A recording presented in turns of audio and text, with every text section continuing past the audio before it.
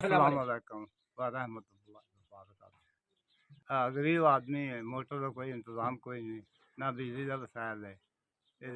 ज़्यादा पंप का इंतज़ाम कराना तो जो मर्जी बरान के पानी इस्तेमाल कर सकता। मेरे घर ही इंतज़ाम हो रहा है पानी की, मेरी जिम्मेदारी उसी बरान के पानी का इस्तेमाल कर सकता।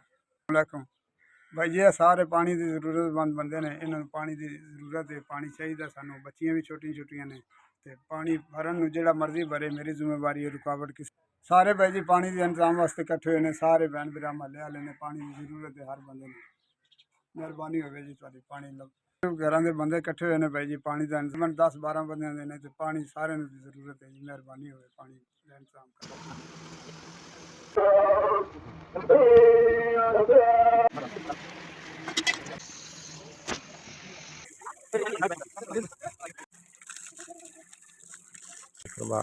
या अल्लाह SVS वालों ने इन भाइयों के लिए, बुज़ुर्गों के लिए, बच्चों के लिए मौला करीम ये पानी का इंतज़ाम करवाया। SVS की इस खिदमत को कबूल फरमा मौला करीम। ये इतने सारे लोग खड़े हुए हैं, भाई खड़े हुए हैं, या अल्लाह ये सारे पानी इस्तेमाल करने वाले हैं।